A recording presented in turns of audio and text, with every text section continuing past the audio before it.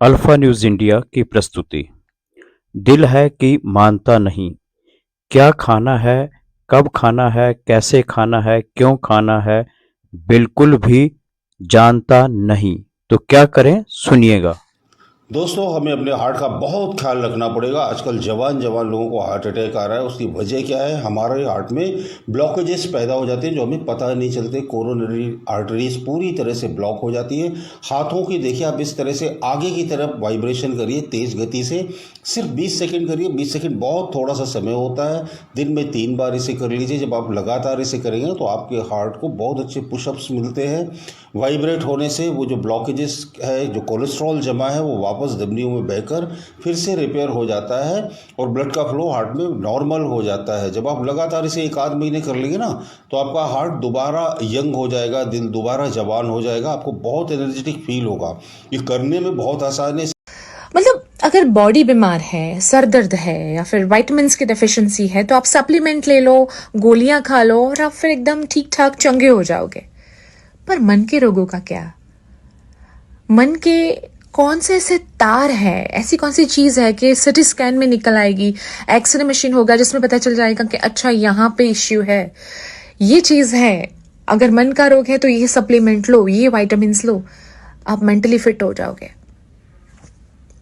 पर ऐसा तो कोई मशीन ही नहीं है। साइंस ने इतने सारे इन्वेंशंस किए हैं पर हमें पता ही नहीं है कि एक्चुअली हमारे मन को भी विटामिन्स चाहिए। नहीं लगता आपको ऐसा?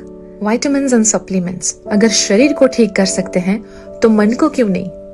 पर ये अलग बात है कि ये जो विटामिन है ये आपको बाजार में नहीं मिलेंगे।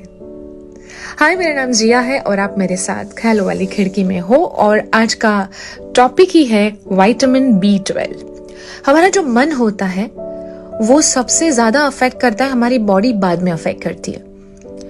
हम अपनी जिंदगी से खुश ना हो, इस पैंडेमिक की वजह से बहुत सारी चीजों में बदलाव आया है, लाइफ पहले जैसी नहीं रही है, चाहे फाइनेंशियल स्ट्रेस हो, रिलेशनशिप का स्ट्रेस हो, ऐसी बहुत सारी चीजों का मिक्स हो जाना भी दिमाग को और मन को काफी चोट पहुंचाता है। सो सबसे ज्यादा अफेक्ट हम कहाँ करते हैं?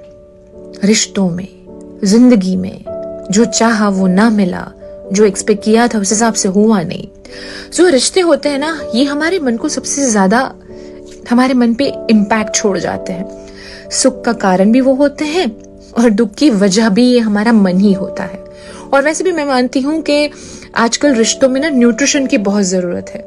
मतलब अगर आप टाइम टाइम पे अपने मन को न्यूट्रिशन देते रहे तो आपके आसपास सब कुछ ठीक हो सकता है।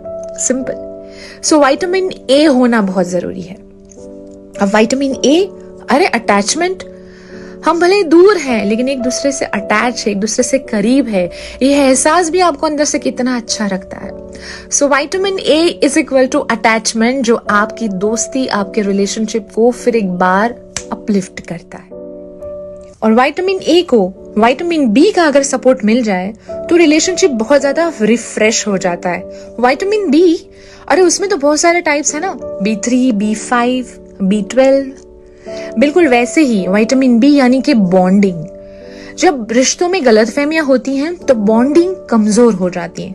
सो गलतफहमियों के वायरस से लड़ने के लिए विटामिन बी बहुत अच्छा काम करता है, क्योंकि रिश्ता सिर्फ टेम्पररी नहीं होता, वो याद बन के आगे संभालने के लिए भी बहुत काम करता है। और इसी विटामिन बी के साथ अगर आप बारी बारी जब जरूरत हो विटामिन सी ऐड कर दो, थोड़ी सी केयर, थोड़ा सा कॉन्फिडेंस तभी आता है आपके रिलेशनशिप में।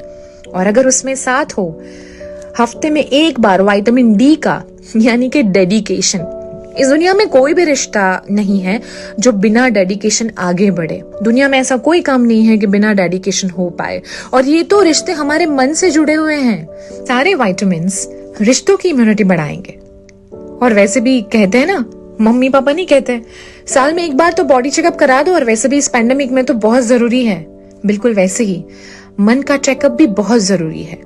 वक्त आने पर ये सारे विटामिन्स हमारे मन को, हमारी जिंदगी के रिश्तों को फिर एक बार जीने लायक बना देते हैं। इनकी इम्यूनिटी बूस्ट हो जाती है।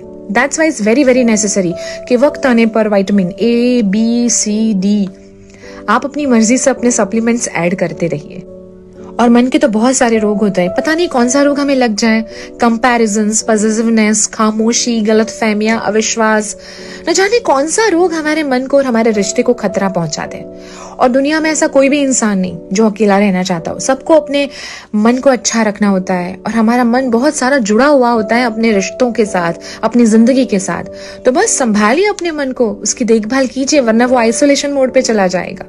और वैसे भी रिश्तों को न्यूट्रिशन की जरूरत बारी बारी होती है, उन्हें सींचना पड़ता है, उनके साथ ग्रो होना पड़ता है, उनकी देखभाल करनी पड़ती है। इस दुनिया में सबसे डिफिकल्ट अगर कोई मेंटेनेंस मांगता है ना तो वो रिश्ता है, और हर रिश्ते के साथ हमारा मन जुड़ा हुआ है।